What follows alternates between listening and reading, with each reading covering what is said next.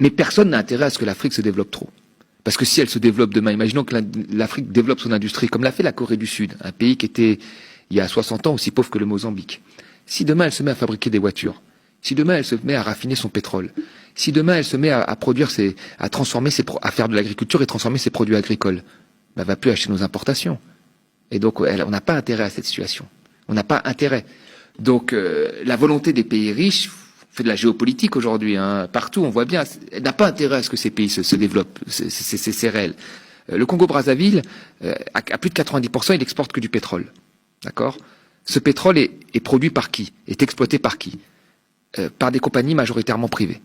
60% Total, 30% Eni. L'italien, 90% de compagnies. Après, vous avez un peu de compagnies par-ci par-là privées.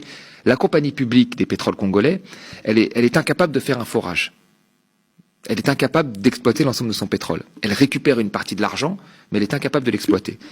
Donc, toutes les connaissances sur la production, sur les réserves, toutes les quantités, les volumes de production sont décidés par la compagnie privée, qui ne dépend pas du pays. Donc ça, c'est une première chose. Il y a une vraie asymétrie d'information entre l'État et la compagnie.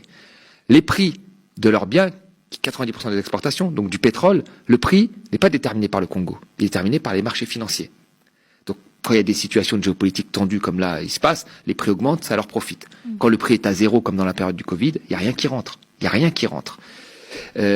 Donc on voit bien qu'il y a une très forte dépendance. Et ensuite, ce produit est exporté, transformé en France ou ailleurs, et l'État congolais rachète de l'essence à ces pays-là.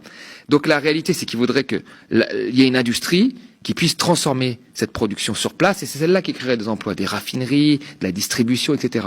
Mais pour avoir ça, qu'est-ce qu'il faut ? Il faut des financements pour financer l'industrie lourde. C'est pas avec 1 euro de microcrédit que tu vas financer une industrie lourde. Et ces financements, si les banques ne veulent pas les prêter, qui est-ce qui va prêter ? Et il faut bien avoir en tête que les pays riches se sont développés dans un monde où ils ont créé les conditions qui leur étaient favorables.